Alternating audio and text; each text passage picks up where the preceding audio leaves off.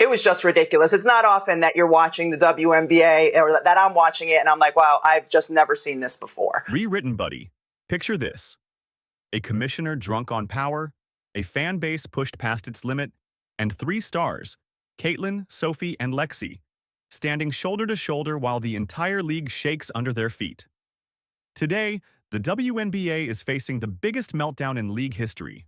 More than 200,000 fans have already pledged a 2026 boycott, and the number is rising so fast that Kathy Engelbert reportedly walked out of league headquarters in a panic. Sponsors are blowing up the phones. Adam Silver is furious, and the league is inches away from losing everything. This is the story they never wanted the world to hear. A moment where the foundation of the WNBA is cracking in real time. It started with a leaked players group chat showing that Kathy allegedly warned Caitlin Clark to stop participating in outside events, especially golf, and issued similar threats to Sophie and Lexi, including possible suspensions, benchings, and even contract termination. As for what Engelbert is alleged to have said to Collier, if she actually suggested Caitlin Clark should be grateful for what she makes off the court, that's preposterous. Did you miss the Iowa years? Clark is the Tiger Woods tide that lifts all boats. And we know this show is proof. The highest rating we have ever had followed one of her games at Iowa. The WNBA has benefited from her presence more than the other way around, even though this year for Caitlin Clark was essentially lost to injury. Rewritten. The players were stunned. Caitlin asked, "We can't even play golf? We can't even have lives?" For the first time, the biggest star the league has ever had felt trapped. Sophie and Lexi stood right beside her and said, "If they suspend you, we walk too." 3 sisters in spirit, 3 teammates, 3 league favorites. And Kathy chose the worst moment possible to start a war. Once the threat leaked, the internet exploded. One tweet hit 1.2 million views instantly.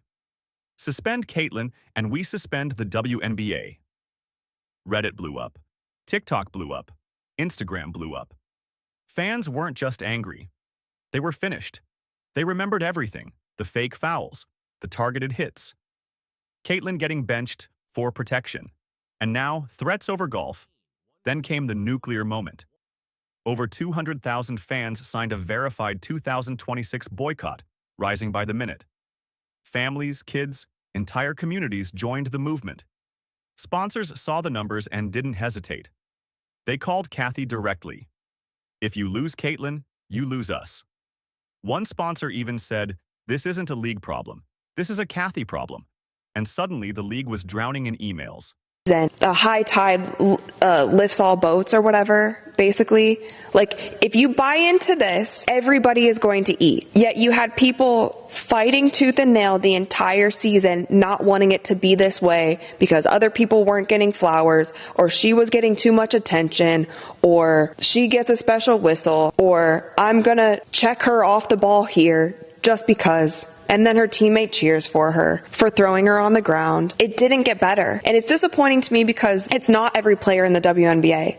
And I'm sure that there are many players who are happy to have her in the league. And it's like, if it was my league and somebody was coming in and bringing millions of people, like, I would be excited about that, because you know what? That's a chance for me to impress millions of people who weren't watching before. And there's a lot of women in this league who don't have that kind of envy and jealousy and this kind of like secret club mentality that they only want certain people to be a More than 100 companies began pulling money, freezing deals, or threatening to walk away entirely. This wasn't a scandal anymore. It was a financial heart attack. Kathy's decisions were suffocating the league in real time. When the boycott count hit 210,000, Adam Silver snapped. He stormed into the office, slammed a binder down, and said, "Fix this or step down." The entire room froze. Kathy went pale. Silver demanded answers. Why are you threatening players for having lives?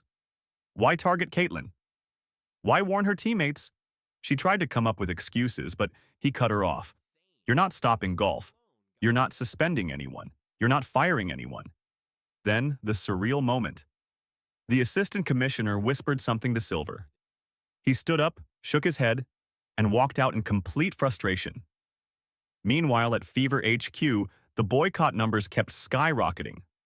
200,000, 220,000, $235,000, $250,000. Caitlin looked at her phone as Sophie grabbed her hand and Lexi wrapped her arms around both.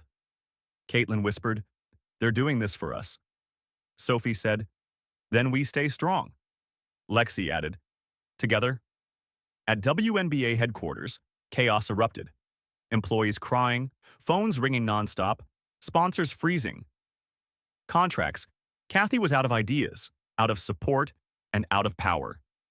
By the end of the day, the boycott count soared past 1 million.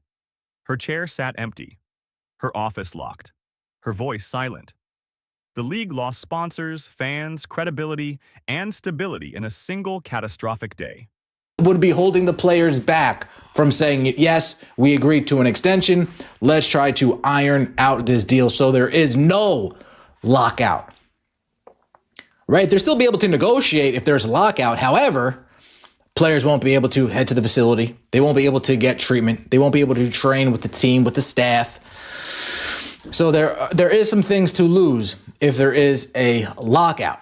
Sources: WNBA offers players extension on CBA deadline. The WNBA has offered players a 30-day extension to continue negotiations for a new collective bargaining agreement, sources told ESPN on Tuesday.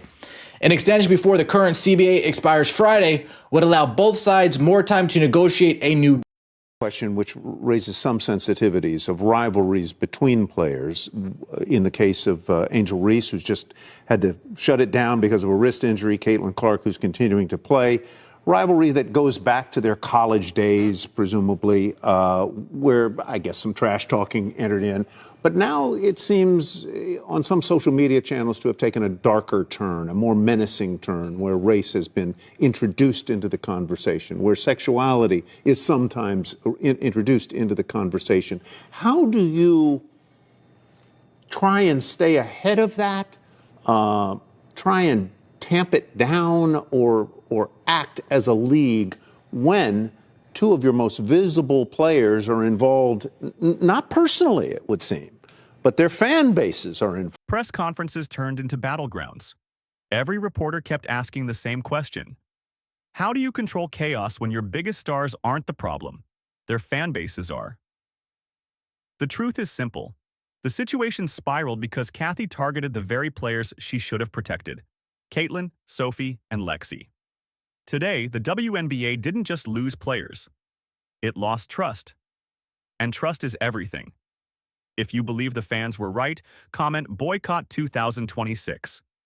If you stand with Caitlin, Sophie, and Lexi, hit like and subscribe, because this scandal is far from over.